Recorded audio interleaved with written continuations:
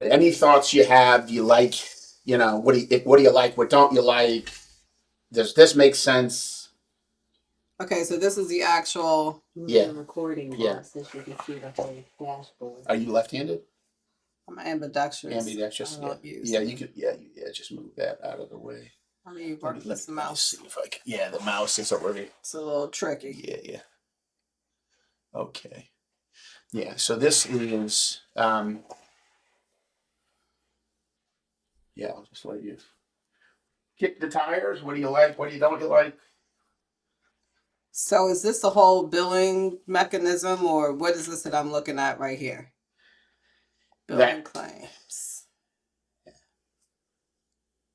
Claims. I think you have to explain it to her, Jim. Well, no, I kind of wanted just to, you know what I mean? The goal, Janet, is that someone would look at it and go, okay, here's what I need to do. And this is just the demo. As I said, this is this exists, but this is the interface that we're hoping to. We want front office healthcare workers to go, wow, this would be great if we had this. This would make my life a lot easier. That's the desired end state.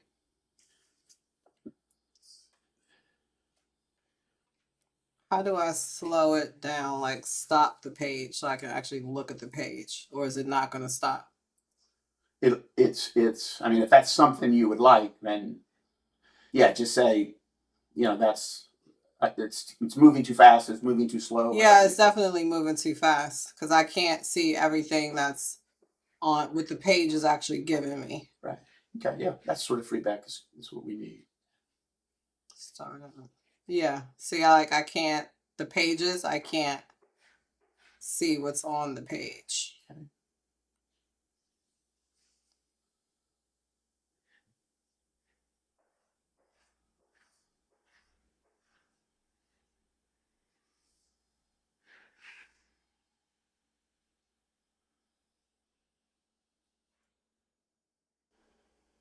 Mm-hmm. This would be good for someone to look at on the compliancy side. Um, There's a link that should take you in the left to a live demo, or the links across the top work, and then into the left. Yes, so that should. Yeah.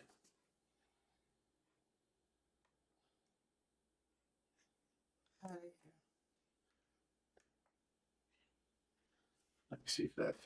Yeah, there you go. It should be. Let me see this real quick. That should. Oops. Yeah, it's still. Let me see. I'll try this. This is for joining the pilot. Going back, and I guess let's just go up here. Here's for the clinics. Let me go back to the for health networks. TRIADs. These are the prices. Here's the rate. Let me see if we can go to pilot. See if this has been. It's not loading.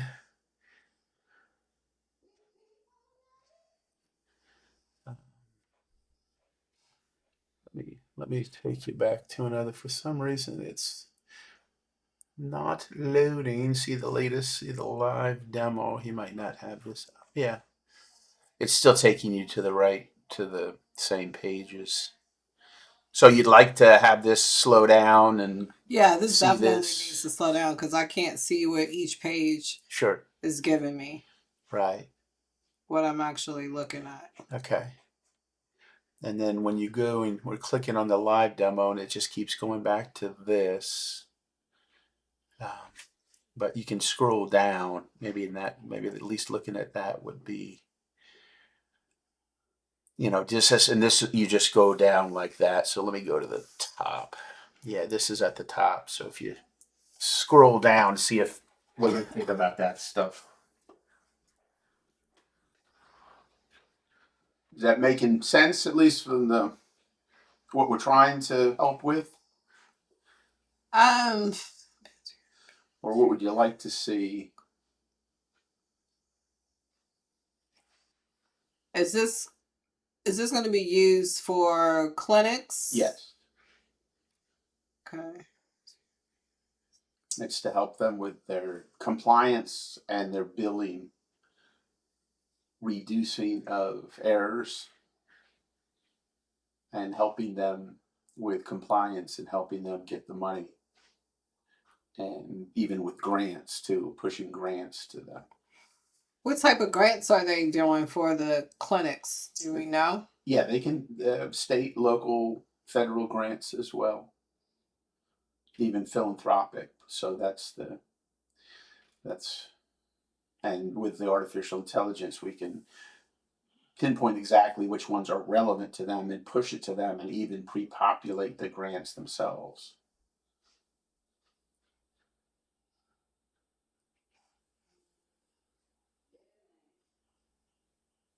So your whole goal is for this to be a billing portal mechanism, so to speak? Yeah, billing, compliance is what we call 3Cs, and one is the compliance. Mm-hmm. 2 is eventually a virtual care, preventive health care, social inequalities of health, social determinants of health. Mm-hmm. And then the 3rd C is for collecting cash. It's to reduce CMS, Medicaid, Medicare billing mismatches. So it's to help them eventually win more money, not just save their losses, not just reduce losses, but actually help them get more money. And the goal in helping them to get more money is that this program is supposed to scrub claims. Right. Okay. I can't. It's not. The part I really need to see is this billing Okay. portal, and that it keeps going by so fast that I can't see actually what's in here. Okay. Because what you're really concerned about with claims, Mm-hmm. so to speak, is the coding from the beginning when it's coded and being in compliance with your contract with the with the actual insurances, because each insurance covers things differently as opposed to the percentage that they pay. Certain procedures this insurance may cover, this insurance might not cover it. So the most important part, and not only that, like some claims when you submit them, depending on what it is, they might need modifiers on them. Those can be missed when you submit it if it requires a modifier. Like say if you had surgery, so you have to, when you're billing it, you have to bill the surgery and you have to add a modifier, right eye, left eye. Same Right. part, same thing with body parts, you have to add modifiers for body parts, things like that. So the biggest issues that you always have with billing is that one, doctors, when they input information and the person who's coding it doesn't code it correctly and submit it, or it requires you to submit something with it that you didn't submit with it when the claim first went out, which will deny it. Okay. Or other things are like if you need to appeal something because something wasn't there, or they denied it and the insurance company actually was supposed to pay for it, those type of things like that. So those are the things that you mostly want to be concerned with when you're doing the billing portion of it. Okay. Things like that, making sure you have like modifiers at the end. If something requires you, say, to submit a report with it when you submit it, those type of things you want to look for when you're actually doing billing. So I can't really see like missing billing codes. Like that could be something like there, like procedure codes and things like that that are missing, or doctors didn't include, because they do it, they're famous for it.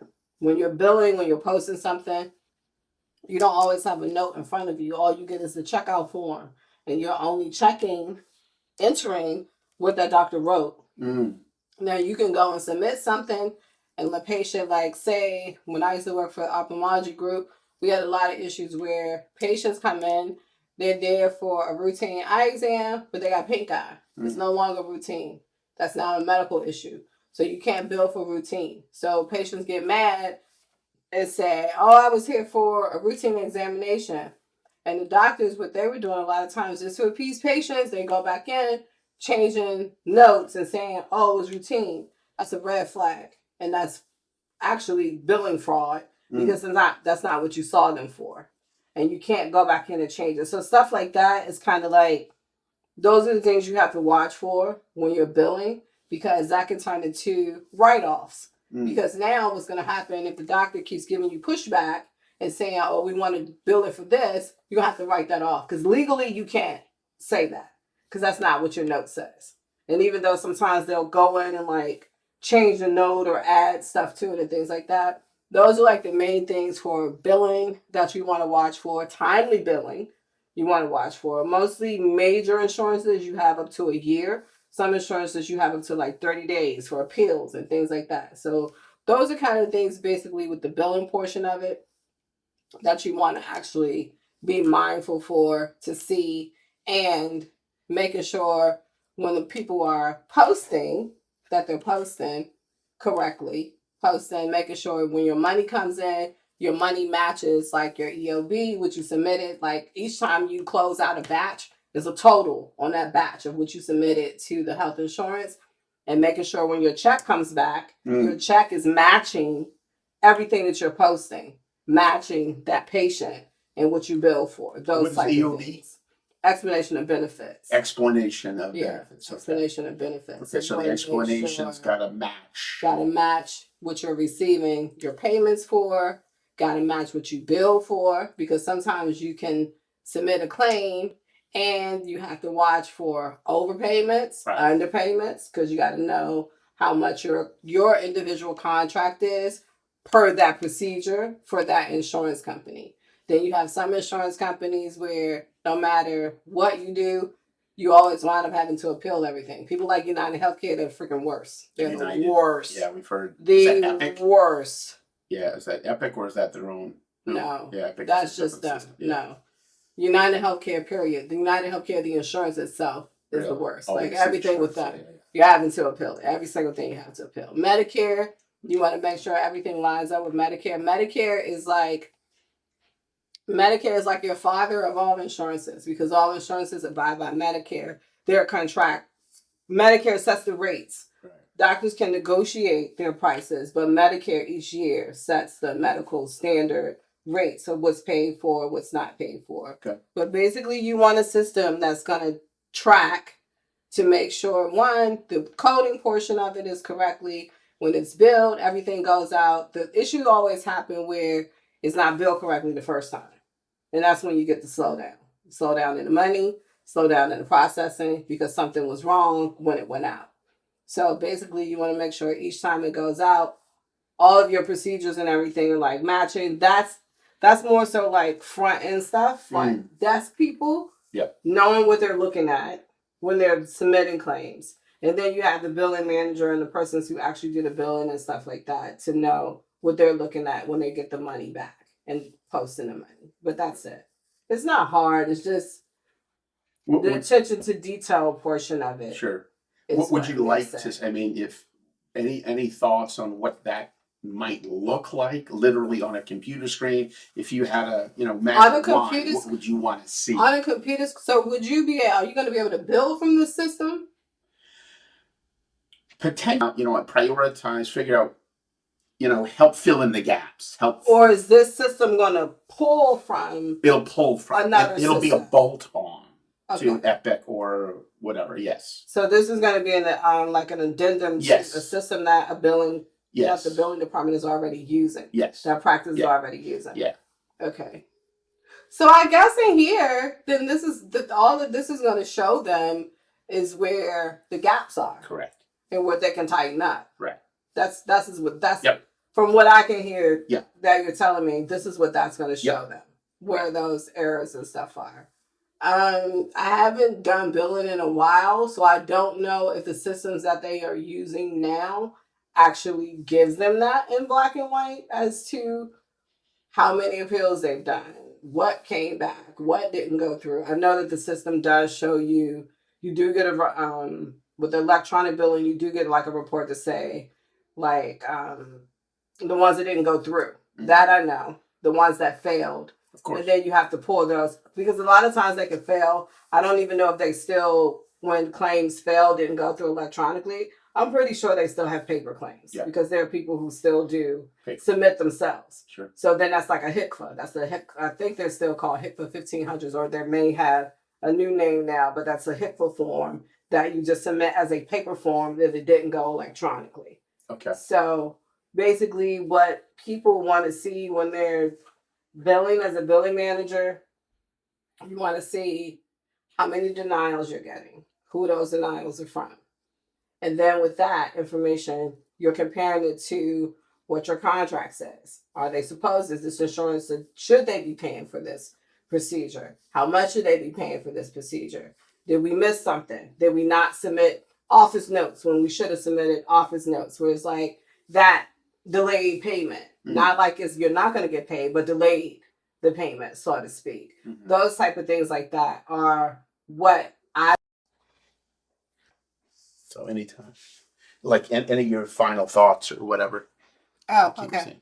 Oh yeah, no, just final thoughts would be for this system to capture like errors, giving you real-time errors of your claims that you've submitted, what the errors are, like what the denials were, timely submission, also your compliance information in regards to insurances for just normal practice, normal billing issues. If insurances say next year change that procedure, how much they're going to pay for that procedure, those type of things. Denials, making sure that you're doing your part to prevent the denials. And that starts from the beginning, you know, when you schedule the appointments, when the person's coding, making sure you're properly coding.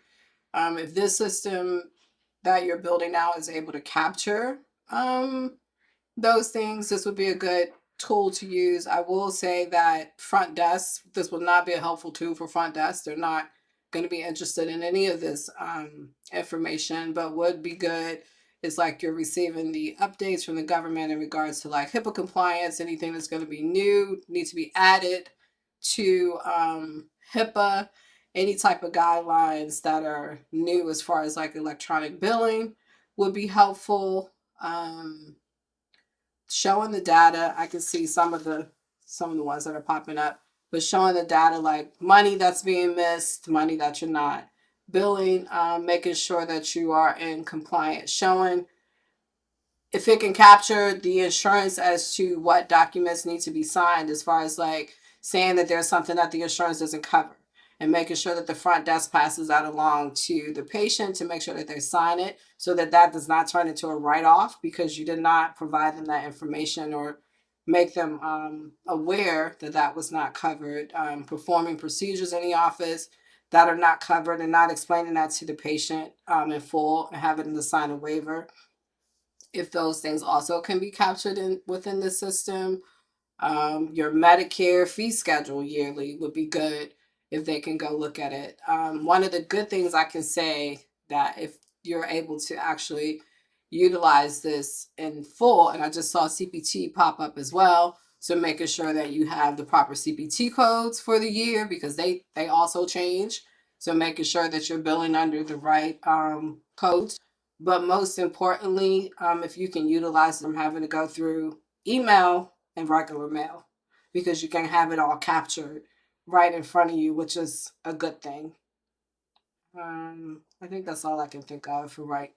And if the insurance companies change or issues that insurance companies each year, anything that changes from your contract, your recent or previous contractual agreement or new contractual agreement with your insurance, making sure that you can capture that information as well, because the more you know, the more you can make your patients better aware that things are not covered.